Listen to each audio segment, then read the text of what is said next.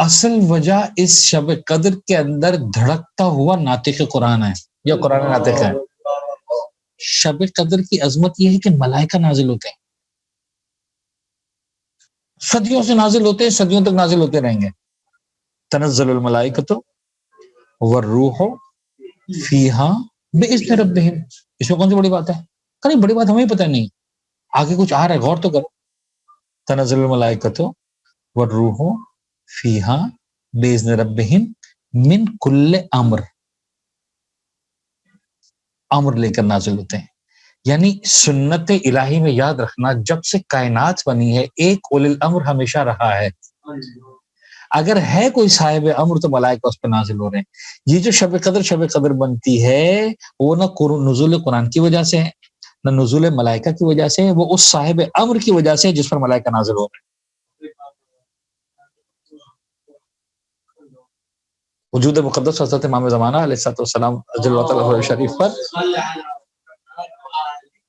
اس سے بڑی بات نہیں ہے. آپ کو سمجھ میں آئے کہ رمضان کا امام زمانہ سے کیا تعلق ہے؟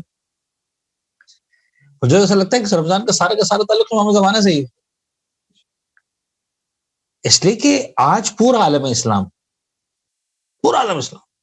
جہاں جہاں پر اسلام ہے، اسلامی مملکتیں ہیں، ترکی ہے، سعودیہ ہے، ایران ہے، عراق ہے، پاکستان ہے، انڈونیشیا ہے، کوئی ایک تو دعویٰ کرے کہ ملائکہ مجھ پر نازل ہوتے ہیں.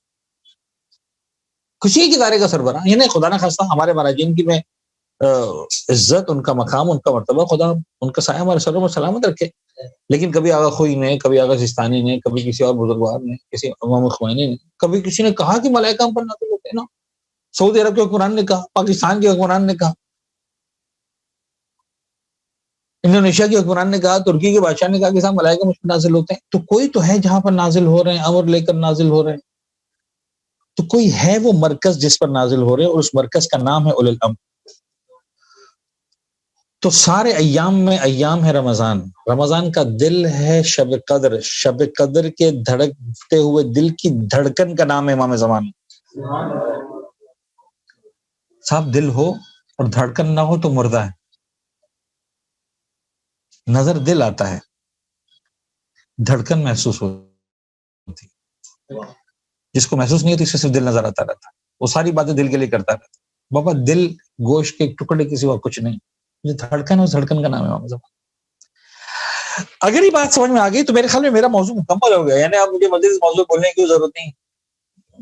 رمضان کی دعاؤں میں سرکار حجت ختم ہو گئی بات. لیکن اب آپ غور کریں، دو چار باتیں میں آپ کے ساتھ ڈسکس کرتا ہوں. آپ دیکھیں کہ رمضان کی ہر رات میں، پہلی رات سے لے کر آخری رات تک کا دعا افتتاح پڑھو. کیا ہے دعا افتتاح؟ یعنی کسی ایسے بچوں کو تصور کریں جو مثال کے طور پر 20-25 سال کا ہو گیا ہے، کوئی تحاشا محبت کرتا ہے ماں باپ سے، پردیس چلا گیا ہے. رمضان میں اس کی بڑی خدمت ہوتی تھی، ماں بڑی خدمتیں کرتی تھی، سحری میں، افطاری میں، بھائی بہن سب دھیان رکھتے تھے، محبت کرنا. پہلی مرتبہ اکیلا ہو گیا پردیس میں جا کر، اور وہ ہر رات جو ہے وہ سحری کے وقت بھی فون کرتا ہے، اماں کو اماں تو یاد آ رہی ہے. ہر رات افطار میں فون کرتا ہے، اماں کو اماں تو یاد آ رہی ہے، اماں تیرے بغیر رمضان میرا نام مکمل ہے، اماں مجھے مزہ نہیں آ رہا، اماں میرا دل بے چین ہے. ہم سے اور آپ سے کہا گیا کہ ہر رات دعا افتتاح پڑھو. اور اس دعا افتتاح میں ہم یہ کہتے ہیں، خدایا ہمارا دل بے چین ہے، ہمیں مزہ نہیں آ رہا. دعا افتتاح کے علاوہ خدا کی قسم کچھ نہیں، کچھ نہیں. ہر رات. کیوں؟ اس لیے کہ رمضان ہے ہی زمانے کے امام کو یاد کرنے کا مہینہ. اس رمضان کی دل کی دھڑکن امام زمان ہے. میں آؤں گا دعا افتتاح پر بعد میں واپس. شب قدر آ گئی، بڑی اہم ہے. قرآن کے اعمال ہم کرتے ہیں، وہاں پر بطور خاص احساس دلایا کہ یا اللہ بمحمد بعلی، پھر آخر میں ختم کی بات بالحجت ہے.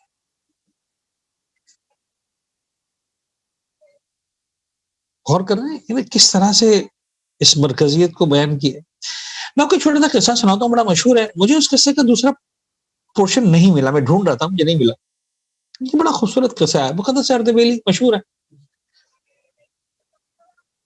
میر علام نے اس قصے کو لکھا ہے، بڑا مشہور علماء کے درمیان ایک قصہ کہ رات کو ایک مرتبہ جو ہے کہ جا رہا تھا، دیکھا کہ جو ہے وہ مقدس جا رہے، پیچھے چل پڑا. مولا امیر کے حرم میں گئے تو دروازے بند تھے. وہ دو اور جب حرم دروازے بند ہو جایا کرتے تھے، 24 گھنٹے نہیں کھلے ہوتے تھے. لیکن جب وہ پہنچے دروازہ خود بخود کھل گیا. اندر گئے، پھر زری والا دروازہ پھر خود بخود کھل گیا، جو زری والا کمرہ ہے. چلے گئے بالکل زری کے پاس، باتیں کرنے لگے. صاحب یہاں پر کون ہے؟ اندر سے باتیں کر رہے ہیں. کچھ دیر باتیں کی، باتیں کر کے واپس آئے. پھر دروازے اسی طرح بند ہوتے گئے، کھلتے گئے، بند ہوتے گئے، اور چلے مسجد کوفہ کی طرف. ظاہر سی بات ہے، نجف میں مولا امیر کا حرم، مسجد کوفہ اچھا خاصا فاصلہ ہے، چند کلومیٹر کا فاصلہ ہے، 1 آدھ گھنٹے سے زیادہ کی واک. چلتے گئے مسجد کوفہ کی طرف. یہ کہتے ہیں پیچھے چلتا رہا. سیدھا مسجد کوفہ میں گئے. مسجد کوفہ میں جا کر اس مقام پر گئے جہاں پر محراب ہے، محراب شہادت. کہنے لگے ایسا لگ رہا تھا وہاں کوئی موجود ہے، اسے باتیں کرنے، باتیں کرنے لگے. کافی دیر باتیں کرتے رہے، باتیں مکمل وہاں سے واپس چلے. کہ میں چھپا رہا، آخر تک سامنے نہیں آیا. کہ جب واپسی میں مسجد حنانہ کے پاس پہنچے، جنہوں نے نجف کی زیارت کی وہ سمجھیں گے بڑے آسانی سے. جب حنانہ کے پاس پہنچے تو کہنے لگے مجھے کھانسی لگی، کھانسی ایسی خطرناک کھانسی لگی کہ میں برداشت نہ کر سکا، میری آواز بلند ہو گئی. پلٹ کے دیکھا فوراً تو سناٹے میں آواز آئے گی. کون؟ میر اللہ. اچھا، کہہ رہا میں بھی کھل گیا. ٹک اللہ میں اس وقت کہا تم یہاں میں کیا کر رہے ہو؟ کہا میں اس وقت سے آپ کے ساتھ ہوں جب حرم میں کیسے دروازے کھولے تھے. اب آپ کو خدا کی قسم، یہ اس ذات کی قسم جیسے مل کر آئے، مجھے بتائیے کیا ہے. کہا ٹھیک ہے، میں وعدہ کروں کہ جب تک میں زندہ ہوں سے یہ کسی کو نہیں سناؤ گے، بعد میں بے شک سنا دے. ٹھیک. فرمایا کہ میں کچھ علمی معاملات تھے، میرا دل چاہا کہ میں سرکار امام علی مقام کی خدمت میں جاؤں، مولا امیر کے حرم میں، وہاں جا کر باب مدر علم وہاں سے سیکھوں. تو وہاں پر گیا تو وہاں پر میرے مولا نے جوابات نہیں دیے، اور یہ کہہ کر جواب نہیں دیے کہ میرا بیٹا وہاں پر محراب میں موجود ہے مسجد کوفہ کی، اور جاؤ وہاں جا کر اس سے سوال کرو. اچھا، اس واقعات میں جنہوں نے لکھا ہے، نہیں جملہ نہیں لکھا، لیکن ایک بہت ہی بزرگوار استاد سے میں یہ جملہ سنا کہ جب سرکار حجت کی خدمت میں پہنچے مقدس اردبیلی، تو پہلا جملہ جو امام نے کہا وہ یہ تھا کہ مقدس جب تک میرے دادا نے نہیں کہا تو میرے پاس نہیں. اچھا، خدا نہ خاصا اس کا مطلب یہ نہیں کہ ہم مولا امیر کو چھوڑ دیں یا سرکار سید الشہداء کو چھوڑ دیں، لیکن بنتا ہے کہ ہمارا تعلق امام زمانہ سے بھی ہو، ان کی خدمت میں بھی توسل کریں. تو یہ رمضان مجھے اور آپ کو بطور خاص یہ بتانے کے لیے، یاد دلانے کے لیے. لہذا دیکھیں کہ وہ جو دعا ہے، اچھا یہ تو آپ طلاب جانتے ہیں، ظاہر سی بات ہے، بڑی اہم بات ہے کہ ہمارے پاس بہت ساری دعائیں ایسی ہیں جو پورے سال میں آپ کبھی بھی پڑھیں، اجازت ہے. کچھ دعائیں جو مخصوص ہیں، اور مخصوص ہونے کے بعد اجازت ہے کہ ویسے بھی پڑھ لو. خاص رات ہے، خاص دن ہے، جس رات عاشورہ، خاص دن عاشورہ ہے، تو بے شک پورا سال پڑھتے رہو، منع نہیں، لیکن اس کا جو اصل دن ہے وہ کون سا؟ عاشورہ. دعائے کمائل ہے، اصل رات کون سی ہے؟ نیمہ شعبان، سال میں ایک رات ہے. پھر کہا کہ ٹھیک ہے تو ایسا کرو شب جمعہ پڑھ لو. اچھا، ہر شب جمعہ کے علاوہ ویسے جمعہ کوئی پڑھ لیں، منع نہیں کرے گا. لیکن اگر سال میں ایک رات ہے تو کون سی رات ہے؟ نیمہ شعبان. ایسا ہی اسی طرح 23ویں شب کی ایک دعا ہے، خاص دعا ہے. مجھے نہیں معلوم آپ نے کبھی شب قدر کے اعمال کو اس انداز سے دیکھا ہے کہ نہیں دیکھا. 23ویں شب جس کے بارے میں سب سے زیادہ امکانات اس بات کے ہیں کہ لیلۃ القدر شب 23، ہر 19، 21، 23 تینوں میں احتمالات. لیکن 23ویں کی رات کو جو شب قدر کے اعمال ہیں اس میں آپ غور کیجیے گا کبھی کہ جتنے بھی اعمال ہیں اکثر کے بارے میں یہی کہ ایک مرتبہ قرآن کے اعمال ایک مرتبہ، جوشن کبیر ایک مرتبہ، سوروں کی تلاوت ایک مرتبہ، یہ والے کام ایک مرتبہ. ایک دعا واحد ہے جس کے بارے میں کہا گیا کہ شب 23 کو بار بار پڑھو، بار بار پڑھو. چھوٹی سی دعا ہے 3 لائن کی، کہ ایک مرتبہ نہیں یہ رات، اس رات میں یہ دعا ایک مرتبہ نہیں، اس رات یہ دعا اس رات کی ہے، پورا سال جب پڑھنا پڑھو، اور اس رات کی جب باری آئے تو پھر ایک مرتبہ نہیں، بار بار پڑھو. یعنی جتنی مرتبہ پڑھ سکتے ہو پڑھو، چھوڑو مت. اور وہ کون سی دعا آپ کو معلوم ہے؟ وہ دعا ہے بسم اللہ الرحمن الرحیم، اللہم کل ولیک الحجۃ بن الحسن صلواتک علیہ وعلی آبائہ فی ہذہ الساعۃ وفی کل ساعۃ ولیا وحافظا وقائدا وناصرا ودلیلا حتی تسکنہ ارضک طوعا وتمتعہ فیہا طویلا. تقدیر بنانے کی رات ہے نا، اگر یہ ہو گیا تو تیری تقدیر بن گئی. مقدر بنانے کی رات ہے نا، اگر یہ ہو گیا تو تیرا مقدر بن گیا. اور اگر یہ نہیں ہوا تو چاہے تجھے سب کچھ مل گیا، تجھے لگ رہا ہے کہ تیرا مقدر بن گیا ہے، ابھی بھی ادھورا ہے، ابھی بھی ادھورا ہے. یعنی اب یقین جانے جانے گرامی اور علماء کرام کہ سرکار حجت سے عشق کے لیے ہماری کیفیت واقعی ایسی ہونی چاہیے جیسی ماں کے فراق میں ایک بچے کی ہوتی ہے. کبھی آپ جائیں بازار وغیرہ میں، کوئی بچہ ایسا ہو جو گم ہو گیا ہو، اپنے ماں باپ سے علیحدہ ہو گیا، دور ہو گیا، اور اب وہ بھٹک رہا ہے اور اس کو احساس ہو گیا. پہلے تو 2-4 منٹ وہ گھومتا پھرتا رہا ادھر ادھر، ہے نا، اور جب اسے خیال ہے کہ نہیں اب میری ماں میرے ساتھ نہیں، میں الگ ہو چکا ہوں، جدا ہو چکا ہوں، اور اب میں تو اب وہ چلانا شروع کرتا ہے، پریشان ہونا شروع کرتا ہے. اس وقت آپ اس کو بہلا کر دکھائیے، اس کی پسندیدہ ترین چیز اس کو دے دیں، پھینک دے گا اٹھا کے. یعنی جس کی خاطر ماں سے لڑنے کو تیار ہے، جس چیز کی خاطر باپ سے لڑنے کو تیار ہے، بعض اوقات جس چیز کی خاطر بظاہر ماں کو چھوڑ دینے کو تیار. یعنی کہ اس کو اگر ایک ٹافی پسند ہے اور ماں نہیں دے رہی، آپ وہ دے رہے ہیں، اور آپ کہیں ٹھیک ہے آ جاؤ ہماری گود میں، تمہیں دے دیں گے، ماں کو چھوڑ دو، تو 1 منٹ کے لیے ماں کو چھوڑ دینے کو بھی تیار ہے. وہی والی ٹافی اب دیں اس کو، وہ ٹافی کو پھینک دے گا کہ نہیں مجھے ماں چاہیے. پسندیدہ ترین کھلونا دیں، ماں چاہیے. غیبت امام میں میرا اور آپ کا عشق خدا کرے اس کمال پر پہنچے کہ خدا میں سب کچھ دے، ہم کے پالنے والے وہ چاہیے، تو سب کچھ بھی دے دے پھر بھی ہم ادھورے ہیں. یوسف زہرا کے فراق. رمضان کے مہینے میں مجھے اور آپ کو دعائے افتتاح کے ذریعے، شب قدر کے اعمال کے ذریعے، بالحجتے کے ذریعے، اللہم کل ولیک الحجۃ الحسن کے ذریعے کنیکٹ کیا.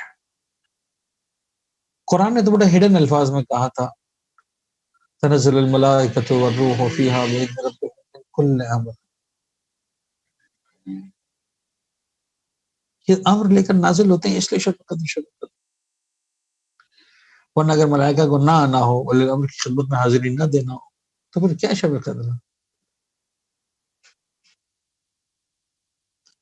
میرا دل چاہ رہا ہے کہ اس گفتگو میں تھوڑا سا آخر میں 5 منٹ دعا افتتاح کے جملات کے کچھ ترجموں کو آپ کو سامنے پیش کروں. آپ دیکھیے کس انداز سے اور کتنا آسان اور خوبصورت انداز سے جو ہے وہ ہمیں، یعنی جب آخر میں دعا افتتاح کے آخری الفاظ میں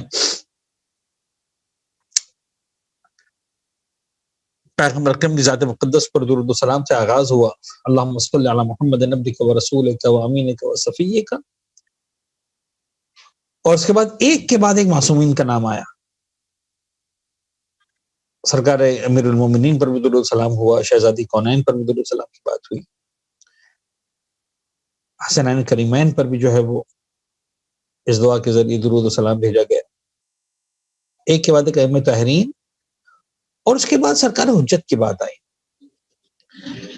میں آپ کو سادہ الفاظ میں بتاؤں کہ جو میرے پاس یہاں دعا جو بڑی شارٹ میں لکھی ہوئی والی اپنا چھوٹی رائٹنگ میں، تو جہاں سرکار حجت کا نام شروع ہوا اللہم صلی علی محمد عبدک سے لے کر، تو سرکار دیکھیں جب زمانے کے امام کا نام آیا، نام مقدس آیا، تو اس کے بعد اس انداز سے دعائیں ہیں، یعنی شروع یہاں سے ہوا اللہم صلی علی محمد، ان پر درود بھیج، ان پر درود بھیج، ان پر درود بھیج۔ جیسے ہی سرکار حجت کا نام آیا، اب ان کے لیے دعائیں مانگنے کا سلسلہ شروع ہو گیا اور مزید سے، اور پھر ان کے واسطے سے ہمارے لیے دعائیں مانگنا۔ عجیب ہے۔ اور میں عرض کر رہا تھا کہ وہ سارے نام جو آئے ہیں وہ سب ملا کر 1 2 اور تقریباً جو ہے وہ 3 لائنوں کے اندر سارے نام مکمل ہو گئے، یا زیادہ زیادہ، ہاں 3 لائنوں کے اندر، اور ان 3 لائنوں کے بعد 6 لائنیں صرف اور صرف زمانے کے امام کے لیے دعاؤں کے بارے میں اور ان کی وجہ سے دعاؤں کے بارے میں، ڈبل میں انہیں مقدار کے اعتبار سے۔ اللهم اجعله الداعي الى كتابك والقائم بدينك استخلفه في الارض كما استخلفت الذين من قبله مكن له دينه الذي ارتضيته له ابدله من بعد خوفه امنا يعبدك لا يشرك بك شيئا۔ یہ تو سرکار حجت کے لیے۔ اللهم اعزه واعزز به وانصره وانتصر به وانصر نصرا عزیزا، یہ بھی ہم نے زمانہ کے لیے دعا مانگی۔ وافتح له فتحا يسيرا وجل له لديك سلطانا نصيرا۔ اور اس کے بعد اب آپ دیکھیں فرمایا کہ دیکھو تمہارا بھی لنک وہاں سے ہے، جو تمہاری دعائیں ہیں نا وہ اصل میں وہاں سے ہونی ہے۔ لہذا اب الفاظ کو دیکھیں،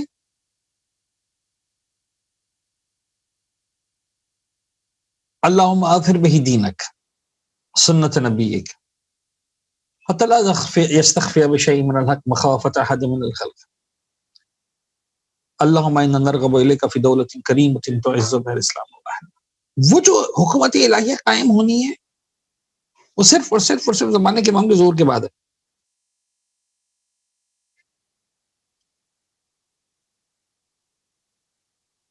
تذل بها النفاق واہلہ تجعلنا فيها من الدعاة الى طاعتك والقادة الى سبيلك وترزقنا بها کرامۃ الدنیا والآخرہ۔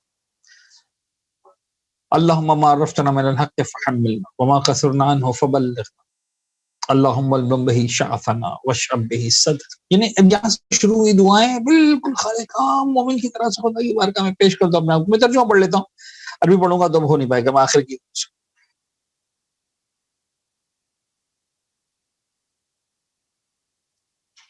فرمایا سنو اے معبود، ہمارے بکھرے پن کو ان کے واسطے سے رحمت، وحدت اور جمعیت میں بدل دے،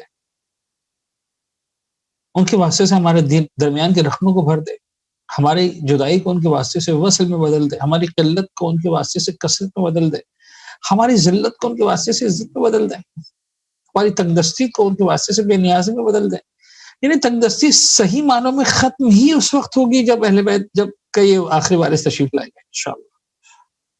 ہمارے قرض داروں کے قرض ان کے واسطے سے ادا فرما دے، ہماری ناداری کو دور فرما دے ان کے وسیلے سے، ان کے واسطے سے ہماری بے نوائی کا راستہ بند کر دے، ہماری سختیوں کو آسان کر دے، ہمارے چہروں کو ان کے وسیلے سے روشن کر دے، انہیں کے واسطے سے ہمارے اسیروں کو رہائی عطا فرما دے، ان کے واسطے سے ہماری حاجت براری فرما، ان کے واسطے سے ہماری میعادوں کی تکمیل فرما، ان کے واسطے سے ہماری دعائیں مستجاب کر، ان کے واسطے سے ہماری مانگ عطا کر، ان کے واسطے سے دنیا و آخرت کی آرزو تک پہنچا دے۔ دنیا اور آخرت ملے گی اس زمانے کے امام کے ظہور مقدس اور ان کے قدموں کی انشاءاللہ آہٹ اور چوکٹ سے ملے گی۔ لنک کیا ہے، مسلسل کہا ہے کہ اپنے آپ کو کنیکٹ کرو، رمضان کے مہینے میں اپنے آپ کو زمانے کے امام سے کنیکٹ کرو۔ آف کورس رب العزت کی بارگاہ سے کنیکشن ہے، روزے کی عبادت ہے، نماز کی عبادت ہے، قرآن کی عبادت ہے، کنیکٹ کرو اپنے آپ کو۔ قرآن صامت کو پڑھنا اور ہے، یقیناً پڑھنا ہے، اس کی بہار ہے، اس کی عظمتیں اہل بیت اطہار نے تائید کی۔ ہم کون ہوتے ہیں اس کی عظمت سے انکار کرنے والے؟ خدا را پڑھیں قرآن مجید کو، لیکن اس قرآن صامت کے ساتھ ساتھ اس قرآن ناطق کا مطالعہ بھی کریں اس دعا افتتاح کے ساتھ۔ عجیب ہے درد زمانے کے امام کے حوالے سے۔ میں 1 2 باتیں اور کرنا چاہ رہا تھا، دعا میں اپنی گنجائش نہیں بچی، صرف اشارتاً عرض کر دوں۔ حتیٰ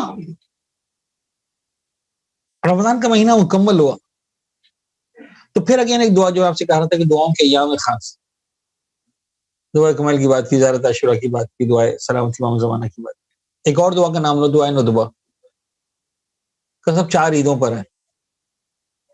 تو ایک تو عید جمعہ ہے، اس کے علاوہ کیا ہے؟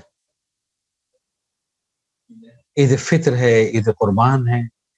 یعنی اگین آپ ایک اس بچے کو تصور کریں، اس یتیم کو تصور کریں جس کی ماں مر گئی ہو، اس کو عید فطر منانے میں مزہ ہی نہیں آتا. وہ صبح جاگنے سے لے کر، نماز عید سے لے کر، اور سوئیوں سے لے کر، اور لنچ سے لے کر، ہر مقام پر ماں کو یاد کرتا ہے. خدا کہتا ہے کہ بابا تم عید کے دن ساری خوشیاں ایک طرف مناؤ، خوشیاں منع نہیں، یاد کرو دعائے ندبہ زمانے کے امام کے فراق کے مرثیے کے سوا کچھ بھی نہیں. تمہاری عید نامکمل ہے، تمہیں لگ رہا ہے مکمل، ادھوری ہے. ظہور جب تک نہیں ہوتا تب تک ادھوری. تم یاد کرو، پھر عید بناؤ لیکن یاد کرو. بلکہ ایک جملہ میں کہا کرتا ہوں کہ ہر سال چاند کا مسئلہ پیش آتا ہے عید کے موقع. پورا عالم اسلام، اچھا بھی بات شیعوں کی نہیں رہی، لوگ سمجھ رہے شیعوں میں مسئلہ، ہاں پورا عالم اسلام، پشاور میں ہو رہا ہے، کراچی میں نہیں ہو رہا، سعودیہ میں ہو رہا ہے، پاکستان میں نہیں، گورکھ دھندا ساری دنیا کے. اچھا سب اس بات کو سمجھتے ہیں. اب میں اس وقت علمی بحثوں میں نہیں جانا چاہتا کہ کوئی ایک سپریم اتھارٹی ہونی چاہیے جو کہ ہاں تو ہاں، نہ تو نہ. تمہیں ویسے زمانے کے امام کے غیبت کا احساس نہیں ہوتا، سارے حلال حرام تم اپنی مرضی سے کیے جاتے ہو، کم از کم اس مرحلے پر آ کر تو کہو کہ بابا وہ جو ہستی ہے وہ مہدی فاطمہ کے سوا کوئی نہیں، جس کی ہاں ہاں ہے، جس کی نہ. مجھے تو بعض اوقات لگتا ہے کہ شاید مصلحت پروردگار یہ ہے کہ چاند کا مسئلہ کسی نہ کسی طرح سے ہوتا رہے، تاکہ ہمیں یہ سمجھ میں آئے کہ بابا یہ مسائل نہیں حل ہو سکتے جب تک مہدی فاطمہ. ورنہ ایمانداری سے بتائیں ہمیں کب محسوس ہوتی ضرورت زمانے کے. ہمارے تو سارے کام چل رہے ہیں، میں معذرت کے ساتھ کر رہا ہوں، میں کسی کی محبت پہ وہ نہیں کر رہا، ہمارے سارے کام چل رہے ہیں، ہماری خوشی بھی چل رہی ہے، غم بھی چل رہا ہے، سب کچھ چل رہا ہے. ہمیں کب احساس ہوتا ہے؟ مجھے لگتا ہے کہ ہمارے دور میں ایک عام مومن کو جب زمانے کے امام کی غیبت کا احساس ہوتا ہے، وہ چاند کے مسئلے کو ہوتا ہے کہ والا تم آ جاؤ، سارے مسئلے ختم ہو جائیں، ہم تنگ گئے ان اختلافات سے، ان فتووں سے. تو وہ کیا کرتے ہیں؟ اپنی بھڑاس نکالتے ہیں مولویوں پر، مولوی ایسا کر رہے ہیں، ویسا. بابا شاید بات تمہاری صحیح ہے کہ چاند کا مسئلہ حل ہونا چاہیے، توپوں کا رخ تم نے غلط کر لیا ہے. تم توپوں کا رخ علماء کی طرف کرنے کے بجائے اپنے ہاتھوں کا رخ خدا کی طرف کرتے کہ پالنے والے ہم تیرے ناچار بندے ہیں، ہم تو عید بھی نہیں منا سکتے زمانے کے امام کے مطلب. ہمیں سمجھ بھی نہیں آتا کہ روزہ رکھنا واجب تھا کہ حرام تھا، ہم تو اسی بولتے رہتے. جو عید منا رہا ہے وہ بھی خوف میں ہوتا ہے ایسا نہ ہو یار واجب ہو، جو روزہ رکھ رہا تھا وہ بھی خوف میں ہوتا ہے کیا پتہ عید ہو گئی ہو، کسی کو کیا پتا. کاش اپنے زمانے کے امام کی غیبت کا اسی طرح سے اندازہ ہو جائے. شاید راز یہ ہے کہ دعائے ندوہ میں بھی یہی کام کروایا، عید الفطر میں بھی یہی کام کروایا، عید قربان میں بھی یہی کام کروایا. تمہیں کیا پتا عید ہوئی بھی ہے کہ نہیں ہوئی ہے؟ تم عرفہ کے دن تو عید نہیں منا رہے ہو، یا 11 کے دن تو جو ہے وہ عید کی نماز نہیں پڑھ رہے ہو، تمہیں کیا پتا. تو خدا کرے کہ ہم جو ہے وہ اس طرح سے اپنے آپ کو کنیکٹ کریں، سمجھیں، اپنے مولا کی معرفت حاصل کریں. اس دعا کے ساتھ گفتگو کو مکمل کرتے ہیں. پالنے والے محمد و آل محمد کا واسطہ. معبود تیرا کرم ہے کہ تو اتنے بابرکت مہینے کو ایک مہمان بنا کر ہمارے درمیان بھیجتا ہے. ہم شاید بہت برے میزبان ہیں، لیکن تو بڑا کریم ہے، بڑا بہترین مہمان ہے جو آنے والا ہے. اس مہمان کا جو احترام ہے، اس احترام کو ادا کرنے کی کوشش کرنے والوں میں ہم سب کا نام شامل فرما. اس مہینے میں جس بلندیوں تک پہنچانے کے لیے تو نے ایک رات بنائی ہے کہ ساری زندگی ایک طرف، یہ اکیلی رات ایک طرف. مجھے ایک جملہ درمیان میں رہ گیا فضائل کا، وہ بڑا خوبصورت جملہ ہے. ہمارے لیے بھی وہ رات خدا نے بنا دی کہ آؤ تو کر سکتے ہو. اب ہمیں ملی نہ ملی، ایک کو مل گئی، ہمیں وہ جاگ کر ملے گی، ایک کو سو کر مل گئی. تو ایک رات سویا تو ایسا سویا پروردگار نے کہا ساری مرضیاں تجھے دے دی. نہیں وہی والی بات ہے، تیری ایک رات ایک طرف، ساری دنیا ایک طرف. خیر وہ علی کا خلوص تھا کہ سو کر مل گئی. ہم غلام علی ہیں تو ہمیں جاگنا تو پڑے گا. لیکن پالنے والے ہماری سوئی ہوئی تقدیر کو زمانے کے امام کے وجود مقدس سے، اہل بیت اطہار کے وجود مقدس سے جگا دے میرے معبود. ہمیں مولا سے تعلق ارتباط برقرار کرنے کی، مستحکم کرنے کی توفیق عنایت فرما، ہماری عبادت و نماز و روزہ دعاؤں کو قبول فرما، توفیق بندگی عنایت فرما، رزق حلال و طیب میں وسعت و کثرت و برکت عنایت فرما، قرضوں کو غیب سے ادا فرما، بیماروں کو شفا عنایت فرما، پالنے والے بالخصوص محمد والے محمد کے طفیل اس بیماری سے، اس کووڈ-19 سے پورے عالم انسانیت کو نجات عنایت فرما، امام زمانہ کو ظہور عنایت فرما،